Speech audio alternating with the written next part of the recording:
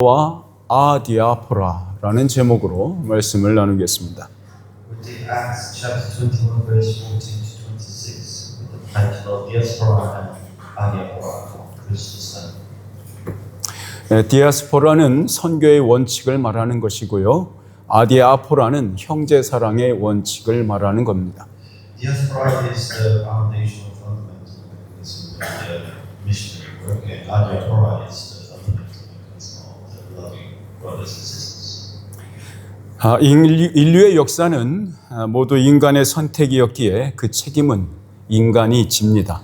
So human history is a matter of human choice, and therefore human bears the responsibility. 하나님은 자신의 약속에 신실한 분이시기에 인간의 역사 속에서 약속하신 그 결말을 성취하시는 분입니다. God is faithful to His promises, thus He brings His promise conclusion to fruition. 하나님은 인간으로 하여금 하지 않으면 안 될 상황을 만들어 놓고는 그 선택들을 하도록 강요하지는 않으십니다. God does not force those choices upon us by creating situations where we have no alternative but to act on it. 도리어 살아계신 예수 그리스도께서는 하나님의 나라를 통치하며 다스리시는 대리자이시며 자신의 몸인 교회를 우리에게 주신 분이죠. Instead, the living Jesus Christ is the representative who reign over and govern the kingdom of God, and He has given us the church, which is His body. 그러니까 주님의 몸인 교회는 오늘도 여전히 자발적으로 선택함으로써 하늘에서 이루신 하나님의 뜻을 이 땅에서도 이루도록 노력하고 있는 거죠. Even today, the church, as the body of the Lord, continues to make voluntary choices, striving to fulfill God's will on earth, just as it has been established in heaven. 21세기를 살고 있는 현대인들의 관점에서는 오늘 본문의 이야기가 참 고리타분해 보일 수 있습니다. From the perspective of those living in the 21st century, the story in today's text might seem so rather old-fashioned. 왜냐하면 예수로 인해서 세상이 변한 지가 언젠데 아직까지 옛 전통과 관습에서 벗어나지 못하고 있었는지 그 예루살렘 교회의 태도가 한심해 보일 수 있으니까요. This is because the attitude of Jerusalem church might appear somewhat pathetic. One might wonder how they could still fail to break free from old traditions and customs, considering how long ago the world was changed by Jesus. 그러나 당시 예루살렘 교회는 그 성전을 기반으로 지속되고 있었던 그 유대교라는 아주 큰 우산 아래에 속해 있었던 상황이었습니다. However, at that time, the Jerusalem church was situated under the vast umbrella of Judaism, which continued to be based around the temple. 이러한 시대 상황을 고려해 본다면 그들을 쉽사리 그렇게 비판할 수는 없을 것 같습니다. If we take these historical circumstances into account, I don't think we can criticize them quite so easily. 오늘 본문이 들려주는 이 이야기는 예수님께서 승천하신 지 약 25년 정도가 지났을 때의 일입니다. The story told in today's text takes place about 25 years after Jesus' ascension. 그리고 바울이 전도 사역을 시작한 지 약 거의 20여 년이 되는 시점이기도 합니다. It was also a point in time, nearly 20 years after Paul began his ministry. 그래서 이 이야기는요, 하나님의 뜻이 지상의 교회 속에서 어떻게 명확해져 갔는지를 보여주고 있습니다. So this story shows how God's will gradually became clearer within the early church. 한편에서는 관습과 전통을 붙잡는 방식으로 또 다른 한편에서는 관용과 유연함을 택하는 그 도전과 갈등을 통해서 말입니다. And it happened through a conflict between those holding on to customs and traditions on one side and those choosing tolerance and flexibility on the other. 이러한 부분은 오늘날의 교회에서도 여전히 중요한 논의의 주제가 되고 있습니다. Such matter remains the subject of debate in today's church as well. 교회가 어떤 선택을 해야 하나님의 뜻대로 행하는 것인지에 대해 생각하지 않는다면 우리는 그것을 성경적인 교회라고 말할 수 없을 겁니다. If the church does not reflect on what choices it must make to act according to God's will, it cannot be considered a biblical church. 그러니까 적어도 그런 교회는 이 사도행전이 보여주는 교회와는 아주 거리가 아주 멀죠. Well, at the very least, it would be very far cry from the church, despite it being depicted in the book of Acts. 2026년을 살아가는 버밍엄 한인교회 공동체에도 이 질문은 중요합니다. For the Birmingham Korean Church community living in 2026, this question is equally vital. 오늘 우리가 생각해 보고자 하는 것은 바로 이것입니다. What we wish to consider today is this. 먼저 우리 교회의 선택들이 마치 이래도 흥, 저래도 흥 하는 무관심에 기반한 것인가라는 질문이죠. First, are our church's choices based on a kind of indifferences, as if we're to say anything goes? So this is good, this is whichever. 그러니까 우리의 선택들이 그저 그렇게 해왔으니까 하는 전통과 관습에 굴종하는 방식이어서는 안 된다는 것이죠. Our choices must not be a way of submitting to traditions and customs simply because that's how we've always done. 둘째는 우리 교회가 하나님의 뜻에 따라 선택하고 있는가라는 질문입니다. Second, is our church making choices according to God's will? 우리는 이것에 대해서 생각하고 또 생각하고 고민해야 합니다. We must think again and wrestle with this over and over. 더욱더 놓치지 말아야 할 세 번째 질문은 우리는 복음의 진리를 왜곡시키지 않으면서도 교회의 하나됨을 드러내고 있는가라는 질문입니다. Third, and something we must not miss is, while not distorting the truth of the gospel, are we manifesting the unity of the church? 우리는 이 시대의 문화와 세대 간의 차이가 만들어내는 그 변화의 물결 앞에 서 있습니다. We stand before a wave of change created by the culture of this era and the differences between generations. 우리는 그 파도 속에서 복음의 진리를 지켜내야 할 당위성과 그 진리를 다음 세대에 전달하는 그 복음 전파의 사명 사이에서 아슬아슬한 외줄타기를 해야 하는 것이죠. Within that wave, we must walk delicate tightrope between the necessity of defending the truth of the gospel and the mission of evangelism to pass the truth on to the next generation. 이 본문 말씀을 통해서 우리가 은혜 가득한 지혜들을 배울 수 있기를 바랍니다. I hope that through this word we can learn the wisdom and embrace grace. 우리 모두가 이 예수님의 형상을 닮아가려는 그 거룩한 선택들로 고난 중에도 기뻐할 수 있기를 주님의 이름으로 축원합니다.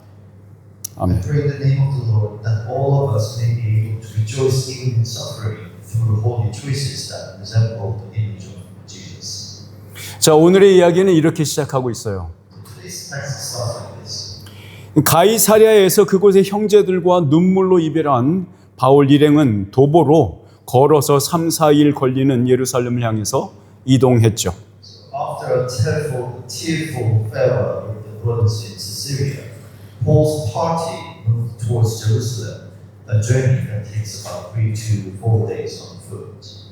여기서 바울과 동행하고 있는 사람들의 숫자는 적어도 15명 이상으로 보입니다. The number of people accompanying Paul seems to be roughly around 15. 왜냐하면 여러 이방인 교회들의 대표자들이 있었고 이 책의 저자인 누가를 포함한 우리라고 표현한 게 있었고 그리고 가이사랴의 몇 제자들과 또한 나손이라는 사람이 이 바울과 동행하고 있었으니까요. This is because the group included representatives from the various Gentile churches, and the we, including author of Luke, several disciples from Caesarea, and Nason was there. 그 예루살렘을 향하고 있었던 바울의 발걸음은 참으로 뿌듯했을 것 같습니다. Paul's steps towards Jerusalem must have felt very rewarding. 왜냐하면 단순히 이방인 교회의 제자들과만 동행하고 있는 게 아니었으니까요. This is because he wasn't merely accompanied by the disciples from Gentile churches. 그러니까 오히려 예루살렘 교회를 제외하고 거의 모든 지역을 대표하는 형제들과 함께 걸어가고 있는 거니까요. Rather, he was walking with brothers representing almost every region inside the Jerusalem church. 바울의 계획 속에는 이번 예루살렘 교회의 방문이 무척이나 중요했던 일인 것 같습니다. Perhaps in Paul's plan, this visit to the Jerusalem church seems to have been incredibly important. 그래서 오늘 본문으로 들어가기 전에 먼저 바울이 무엇을 계획했었는지 알아보는 것은 여러 면에서 아주 유익할 것 같습니다. So, before diving into today's text, it would be beneficial in many ways to first see what Paul had planned. 우리 로마서 15장 25절에서 28절 말씀을 같이 읽어보겠습니다. Let's read Romans 15, verse 25 to 28. 시작. 그러나 지금 나는 성도들을 돕는 일로 예루살렘에 갑니다. 마케도니아 아가야 사람들이 기쁜 마음으로 예루살렘에 사는 성도들 가운데 가난한 사람들에게 보낼 구제금을 마련하였기 때문입니다. 그들은 기쁜 마음으로 그렇게 하였습니다. 그들은 정말로 예루살렘 성도들에게 빚을 진 사람들입니다. 이방 사람들은 그들에게서 신령한 복을 나누어 받았으니 육신의 생활에 필요한 것으로 그들에게 봉사할 의무가 있습니다. 그러므로 나는 이 일을 마치고 그들에게 이 열매를 확실하게 전해준 뒤에 여러분에게 들렸다가 스페인으로 가겠습니다. 예루살렘 교회를 방문하려는 이 바울의 계획을 한마디로 요약하자면 빚을 갚으러 간다는 겁니다. To summarize Paul's plan to visit the Jerusalem church in one sentence, he was going to repay debt. 그러니까 오늘날의 교회에서도 성도끼리 은혜를 끼치는 일은 비용이 드는 일인 것은 마찬가지죠. So even in today's church, it is just as true that believers blessing one another involves a cost. 바울은 예루살렘 교회의 성도들 가운데 극심한 빈곤에 처한 자들을 돕고자 하는 그 구제 헌금으로 사랑과 은혜의 빚을 갚고자 한 것이죠. Paul intended to pay the debt of love and grace with relief funds to help those among the Jerusalem church who were in extreme poverty.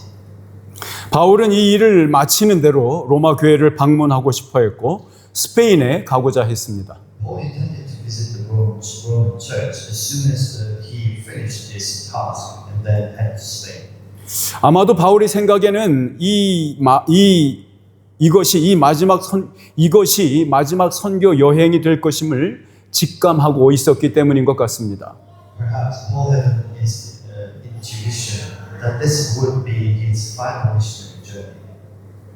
그래서 자신이 계획한 마지막 선교지였던 그 스페인에 가는 데 필요한 비용을 로마 교회가 감당해 주기를 바랬죠.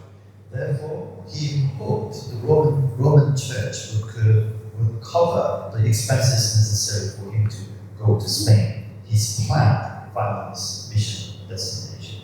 이것은 바울이 로마서를 쓴 중요한 이유 중에 하나입니다. This was one of the major reasons Paul wrote the book of Romans.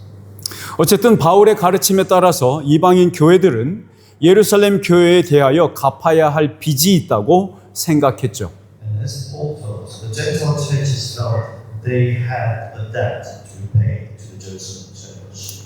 그렇게 2년에 걸쳐서 2해에 걸쳐서 각 교회들의 참여로 이 구제 헌금이 마련되었습니다.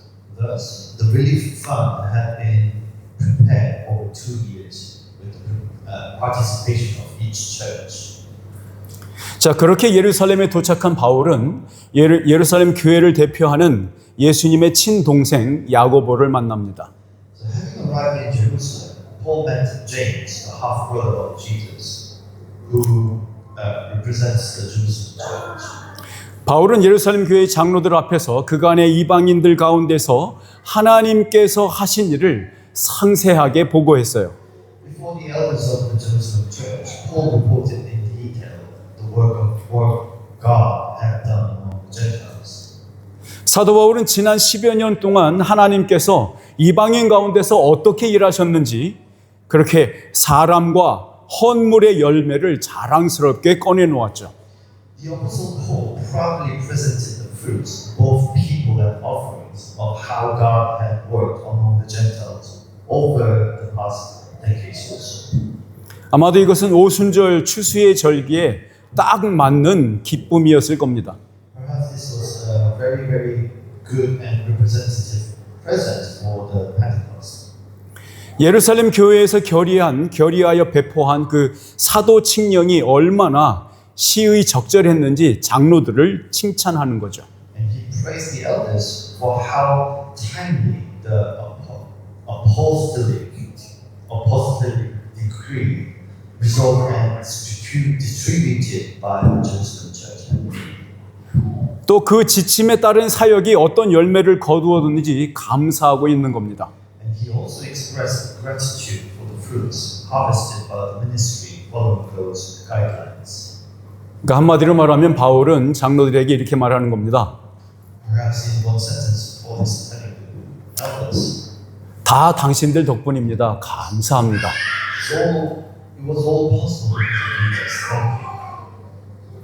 바울이 우려하고 걱정했던 일이 있었습니다. There was one more thing Paul was concerned and worried about. 그것은 예루살렘 교회가 이방인 형제들의 구제 헌금을 받아줄 것인가 거부할 것인가에 대한 것이었습니다. It was whether the Jerusalem church would accept or reject the relief fund from the Gentile brothers. 왜냐하면 당시만 해도 예루살렘 교회의 구성원들은 거의 다 유대인이었으니까요. Because at the time, almost all members of the Jerusalem church were Jews. 바울은 태생부터 유대인인 사람들이 이방인들을 어떻게 취급했는지 알고 있습니다. And Paul knew how those who were Jews by birth treated Gentiles. 그래서 이것이 바울에게는 큰 걱정거리였습니다. This was a great cause of concern for Paul. 바울은 로마 교회 성도들에게 이 일에 관련해서 기도를 부탁했어요. So Paul asked the believers in the Roman church to pray regarding this matter. 로마서 15장 30절에서 32절 같이 읽어보겠습니다. Romans 15 verse 30 to 32. 시작. 형제자매 여러분, 내가 우리 주 예수 그리스도를 힘입어서 그리고 성령의 사랑을 힘입어서 여러분에게 부탁합니다. 나도 기도합니다만 여러분도 나를 위하여 하나님께 열심으로 기도해 주십시오. 내가 유대에 있는 믿지 않는 자들에게서 화를 입지 않도록 그리고 또 예루살렘으로 가져가는 구제금이 그곳 성도들에게 기쁜 선물이 되도록 기도해 주십시오. 그래서 내가 하나님의 뜻을 따라 기쁨을 안고 여러분에게로 가서 여러분과 함께 즐겁게 쉴 수 있게 기도해 주십시오. 바울이 예루살렘 교회 방문을 통해서 확인하고자 혹은 얻고자 하는 것이 무엇이었을까요? What was Paul hoping to confirm or gain through his visit to Jerusalem church? 이렇게 세 가지로 정리할 수 있을 것 같습니다. Perhaps I think it can be summarized into these 3 points. 자, 먼저는 예루살렘 교회가 이방인 교회가 전달하는 그 구제 헌금을 기쁘게 받아줌으로써 유대인 교회와 이방인 교회가 본질상 한 형제임을 재확인받는 것이었습니다. First, by having the Jerusalem church joyfully accepting the relief fund delivered by the Gentile churches, he sought reconfirmation that the Jews and Gentile churches were essentially one brotherhood. 둘째는 당시에 예루살렘 성전 중심의 유대인들의 분위기가 아주 긴장된 상태였기 때문에 안전을 위해 기도해 달라는 것이었어요. Second, since the atmosphere of the Jews centered around the Jerusalem temple was very different back then, he asked for prayers for its safety. 마지막 기도 제목은 바울이 이 방문을 잘 마치고 로마 교회에 가서 안식할 수 있기를 원했죠. The final prayer request was for Paul to be able to go to the Roman church and find rest after completing his visit successfully. 자, 과연 이 바울의 기도 제목들은 모두 응답받았을까요? Were all these prayers requests of Paul actually answered? 이 본문에 나와 있습니다. It's in this chapter. 이 보고를 들은 예루살렘 교회의 반응이 사도행전 21장 19절에서 20절 상반절에 기록되어 있습니다. The reaction of the Jerusalem church upon hearing this report is recorded in Acts chapter 21, verse 19 to 20. 같이 읽어보겠습니다. 시작. 바울은 그들에게 인사한 뒤에 자기의 선교로 하나님께서 이방 사람 가운데서 하신 일을 낱낱이 이야기하였다. 이 말을 듣고서 그들은 하나님께 영광을 돌리고 바울에게 말하였다. 거기까지. 예루살렘 교회의 장로들은 이 바울의 보고를 듣고 나서 그렇게 일하신 하나님께 영광을 돌렸습니다. After hearing Paul's report, the elders of Jerusalem church gave glory to God who had worked in that way. 이 말은 바울과 함께 동행한 이방인 제자들을 은혜로 받아들인 것뿐만 아니라 그들이 운반해온 그 구제 헌금을 기쁨으로 수납했다는 말입니다. This means they not only accepted the Gentile disciples who accompanied Paul with grace, but also joyfully received the relief funds they had brought. 이로써 바울이 큰 부담을 느끼면서 기도해달라고 했던 그 제목은 응답된 거죠. With this, the request Paul had felt a heavy burden for asking and for prayer was answered. 자, 이방인 교회와 유대인 교회의 하나됨이 재확인된 셈입니다. So the unity of Gentiles and Jewish churches was confirmed. 그래서 바울은 한시름 놓을 수 있었던 겁니다. So Paul would have been able to breathe a sigh of relief. 그런데 예루살렘 교회의 장로들은 바울이 예상치도 못한 말을 하기 시작하고 있죠. However, the elders of the Jerusalem church began to say something what Paul had not anticipated. 자, 본문 말씀 사도행전 21장 20절에서 22절 말씀을 보겠습니다. Let's look at the text in Acts chapter 21, verse 20 to 22. 시작. 형제 여러분, 여러분이 보는 대로 유대 사람 가운데는 믿는 사람이 수만 명이나 되는데 그들은 모두 율법의 열성적인 사람들입니다. 그런데 그들이 당신을 두고 하는 말을 소문으로 듣기로는 당신이 이방 사람 가운데서 사는 모든 유대 사람에게 할례도 주지 말고 유대 사람의 풍속도 지키지 말라고 하면서 모세를 배척하라고 가르친다는 것입니다. 그러니 어떻게 하면 좋겠습니까? 그들은 틀림없이 당신이 왔다는 소식을 들었을 겁니다. 예루살렘 교회의 규모가 예전에 바울이 기억하던 것과는 사뭇 달랐죠. The size of Jerusalem church was quite different from what Paul remembered. 수만 명이나 된다는 겁니다. It numbered in the tens of thousands. 또 거기다가 그 교인들 대부분이 율법의 열성적인 바리새파 출신 아니면 매우 보수적인 성격의 형제들이라는 겁니다. Furthermore, the most of those members were either from the Pharisaic background or zealous for the law, or were brothers of very conservation nature. 그러니까 이 두 가지 사실만으로도 바울이 조심해야 할 이유가 충분할 텐데 장로들은 더욱더 부정적인 소식을 전해줍니다. These two facts alone would be a reason enough for Paul to be cautious, but the elders delivered even more negative news. 그러니까 이 사람들은 바울이 할례와 관습 그리고 모세의 율법까지도 쓰레기통에 버리라고 가르친다는 그 왜곡된 소문을 고지 곧대로 믿고 있다는 겁니다. These people believed in the distorted rumors at face value that Paul was teaching that circumcision, customs, and even the law of Moses should be thrown into a rubbish bin. 이 장로들이 바울에게 한 말을 정치적, 사회적, 신학적으로 바꾸면 이런 의미가 될 겁니다. In political, social, and theological terms, what elders said to Paul carried this meaning. 그들은 바울 당신을 민족을 버린 반역자, 율법 무용론을 말하는 배교자, 할례를 무시하는 이스라엘의 배신자라고 생각하고 있습니다. They think of you, Paul, as a traitor who abandoned his nation, and apostates who claim the law is useless. 바울 당신이 예루살렘에 돌아왔다는 것을 분명히 들어서 알고 있을 터인데 이를 어찌하면 좋죠? And the betrayal of Israel who discards circumcision, they will surely have heard that you have returned to Jerusalem. So what should we do? 장로들은 이 국면을 타게 할 묘안을 바울에게 제시하죠. The elders proposed a clever plan to Paul to overcome this situation. 사도행전 21장 23절에서 25절입니다. 같이 볼게요. Let's look at Acts chapter 21, verse 23 to 25. 시작.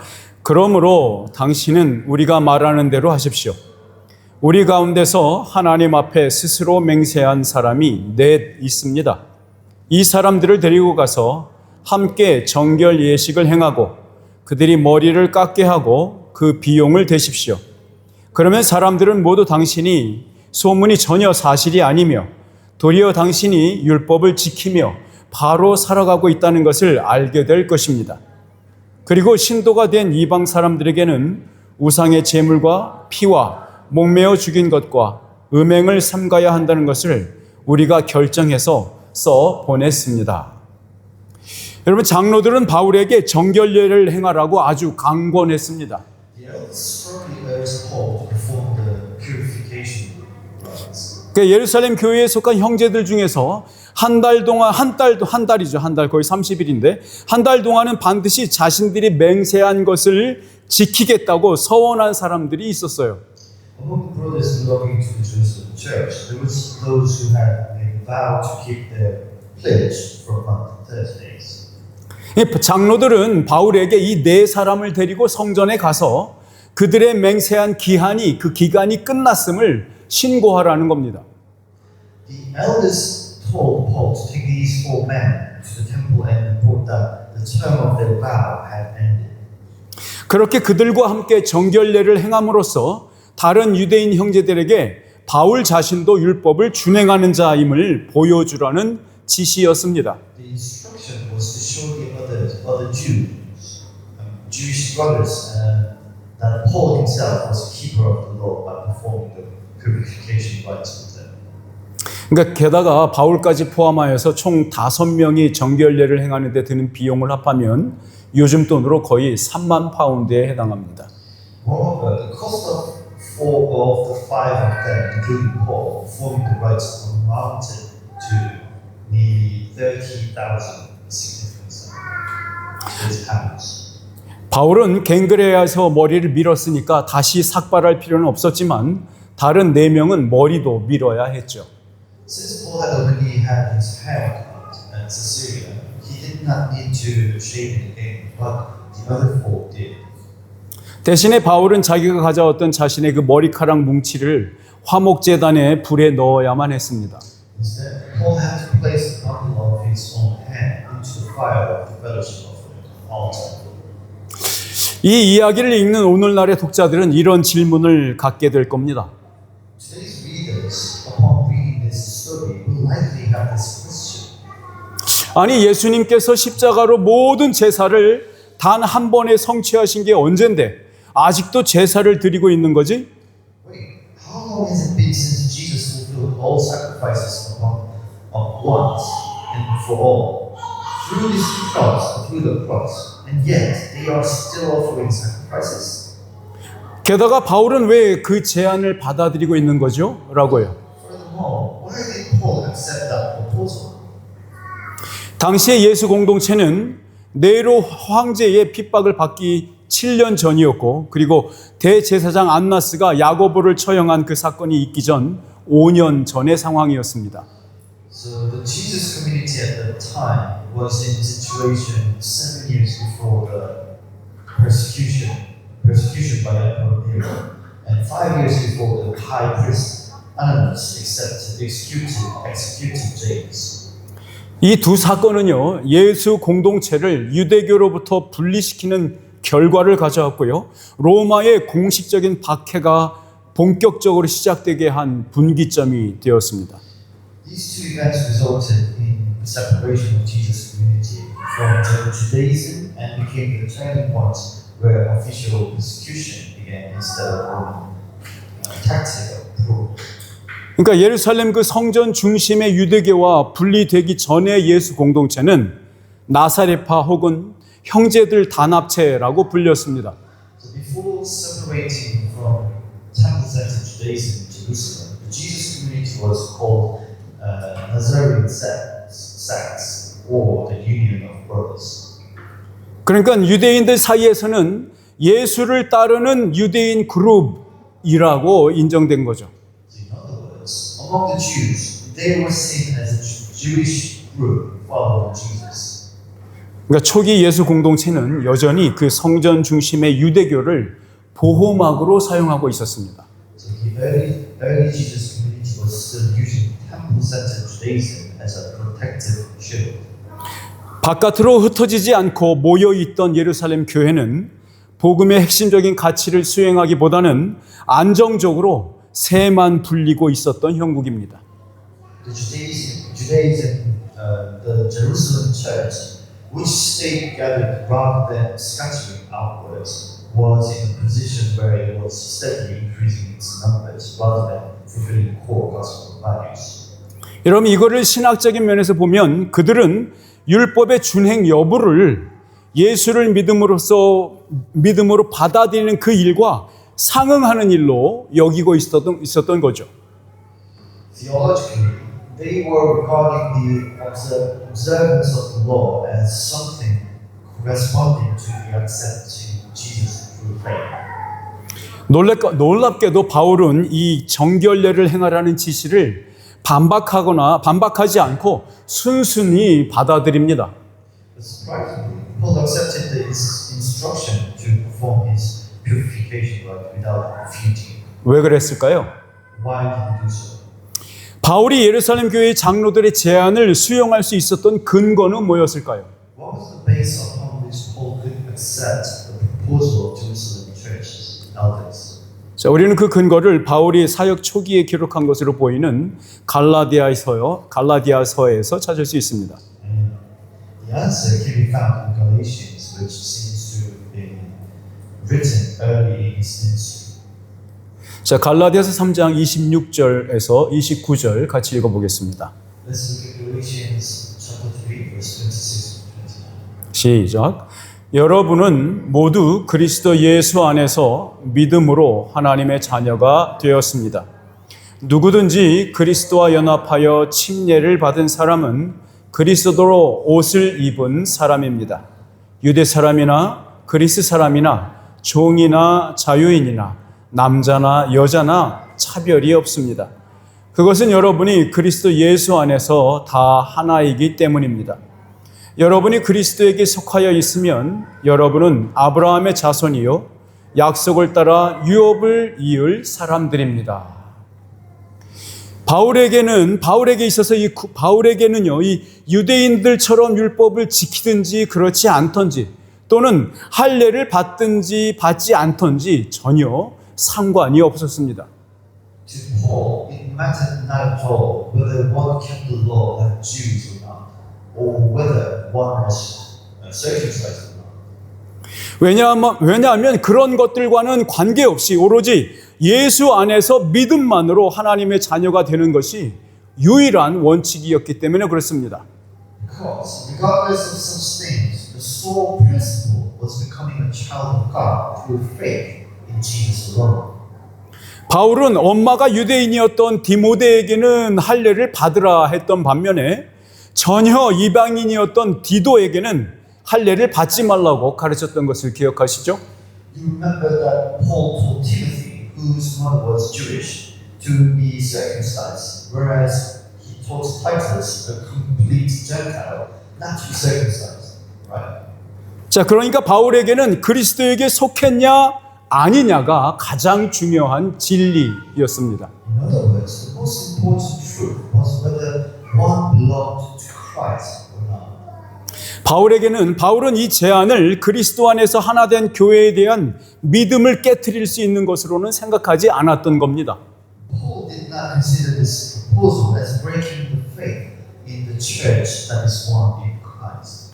그러니까 바울이 이방인 교회들로부터 거둔 구제 헌금을 예루살렘 교회에 전달하려고 했던 것은 이방인이든지 유대인이든지 그리스도 안에서 하나 된 교회임을 입증하려고 했던 겁니다. The reason Paul tried to deliver the relief fund collected from the Gentile churches to Jerusalem church was to prove that they were one church in Christ, whether Gentile or Jew. 그와 마찬가지로 바울이 이 제안을 받아들인 것 또한 똑같은 이유 때문이었습니다. Similarly, his acceptance of this proposal was for that very same reason. 그러니까 그들의 왜곡된 소문을 불식시킴으로써 교회가 그리스도 안에서 하나인 사실을 그 사실에 방해되는 요소를 없애버리려고 한 겁니다. By dispelling their distorted rumors, he sought to remove obstacles that hindered the fact that the church is one in Christ. 그래서 바울은 장로들의 지시에 순종합니다. So that's why Paul obeyed in the instruction of the elders. 자, 사도행전 21장 26절을 같이 보겠습니다. Let's look at the text in Acts chapter 21, verse 26. 시작. 그래서 바울은 그 다음 날 네 사람을 데리고 가서 함께 정결 예식을 한 다음에 성전으로 들어갔다. 그리고 정결 기한이 차는 날짜와 각 사람을 위해서 예물을 바칠 날짜를 신고하였다. 만약에 바울이 이 자신의 견고한 믿음만을 고집해서, 즉 율법으로부터의 자유만을 내세웠다면, 그렇게 유대인 신자들의 오해에 대해서 또 될 대로 되라라고 방관했다면 과연 어떤 일이 벌어졌을까요? If Paul had only asserted his freedom from the law according to his own faith, and if he had made a bystander regarding the misunderstanding of the Jewish believers, saying, let happen what may, what would have occurred? 분명코 예수 공동체는 유대인 교회와 이방인 교회로 분열했을 겁니다. Surely the Jesus community would have split into Jewish church and Gentile church. 그리고는 서로를 향해서 이단이라고 공격했을 것이 불보듯 뻔하죠. And it is as clear as day that they would have attacked each other as heretics. 또한 유대교가 예수 공동체를 핍박하는 일이 빨라졌을 겁니다. Perhaps Jewish community attacking Gentile community would have accelerated. 그러니까 결과적으로 더 많은 피해와 죽음을 보았을 테죠. Consequently, we would have seen a lot more catastrophic and then bad results. 고린도전서의 몇 구절은 이 질문에 대해서 또 다른 지평을 열어주고 있습니다. And several verses from 1 Corinthians open up another horizon. 그러니까 장로들의 말에 순종한 그 바울의 궁극적인 목적이 무엇이었는지 말입니다. What Paul's ultimate purpose was in obeying the elders. 우리 고린도전서 9장 18절에서 22절 같이 읽어보겠습니다. 1 Corinthians chapter 9 verse 18 to 22. 시작. 그러면 내가 받을 삭은 무엇이겠습니까? 그것은 내가 복음을 전할 때에 값없이 복음을 전하고 복음을 전하는 데에 따르는 나의 권리를 이용하지 않는다는 그 사실입니다. 나는 어느 누구에게도 얽매이지 않은 자유로운 몸이지만 많은 사람을 얻으려고 스스로 모든 사람의 종이 되었습니다. 유대 사람들에게는 내가 유대 사람을 얻으려고 유대 사람과 같이 되었습니다.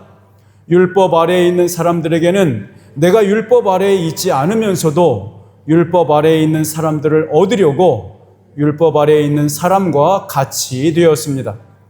율법이 없이 사는 사람들에게는 내가 하나님의 율법이 없는 사람이 아니라 그리스도의 율법 안에서 사는 사람이지만 율법이 없이 사는 사람들을 얻으려고 율법이 없이 사는 사람과 같이 되었습니다.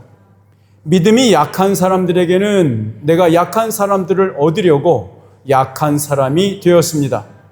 나는 모든 사람에게 모든 모양의 인물이 되었습니다. 그것은 내가 어떻게 해서든지 그들 가운데서 몇 사람이라도 구원하려는 것입니다.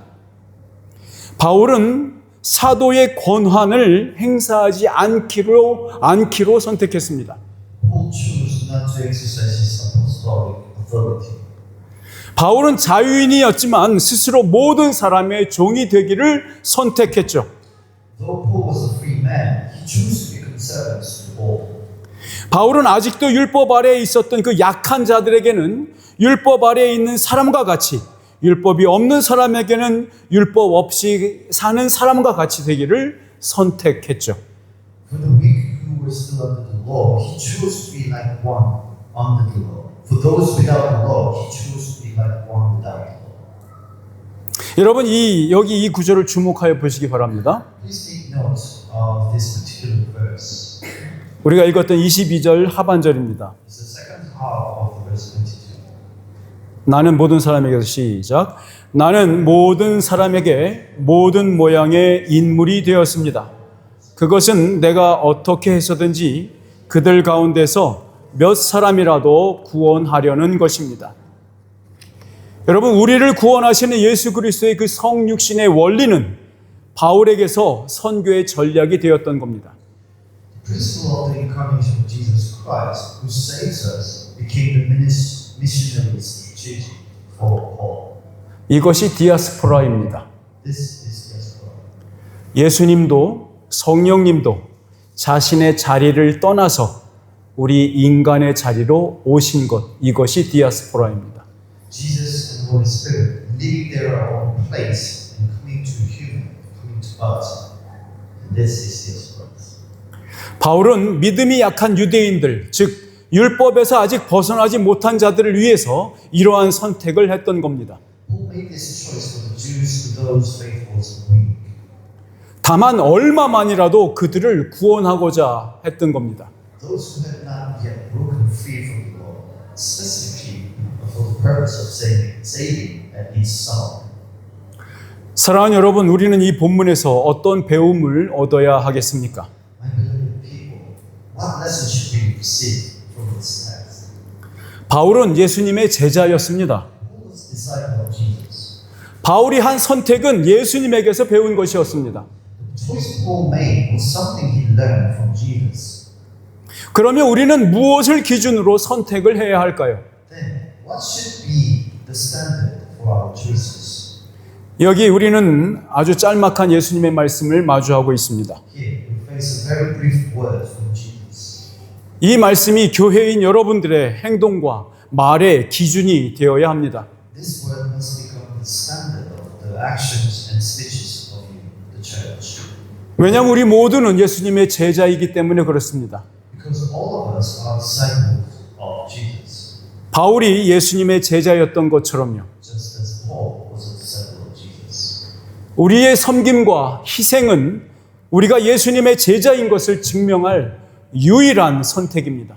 The service and sacrifice are the only choices that prove we are disciples of Jesus.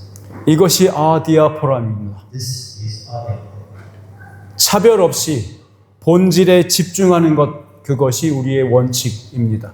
without discrimination, focusing on what is supposed to be. That's our mission. 우리 다 같이 일어나셔서 예수님의 말씀을 함께 받겠습니다. Let's all stand to receive the word of Jesus together. 마가복음 10장 45절입니다. It's Mark chapter 10, verse 45. 시작. 인자는 섬김을 받으러 온 것이 아니라 섬기러 왔으며 많은 사람을 구원하기 위하여 치를 몸값으로 자기 목숨을 내주러 왔다. 이 예수 그리스도의 선택이 우리 모두의 선택이 되기를 주 예수 그리스도의 이름으로 축원합니다. I pray in the name of the Lord Jesus that choices becomes the choice of us all. Amen. 전능하신 아버지 하나님 감사합니다. 주의 크신 사랑과 은혜가 이 시간 우리의 영혼이, 우리의 사랑이, 우리의 갈급함이 주님만을 향하게 도와주시고 주님의 제자 되게 하시고 주님의 사랑과 주님의 형상을 본받는 자 되게 하여 주시옵소서. 주님께서 우리를 붙들어 주실 굳게 믿으며 그렇게 약속하신 대로 신실하게 그 언약을 준행하실 분임을 우리가 아오니 우리로 하여금 그 신실하신 분에 반응하여 우리도 아버지 앞에 신실하게 도와주옵소서. 예수 그리스도 이름으로 기도드리옵나이다. 아멘.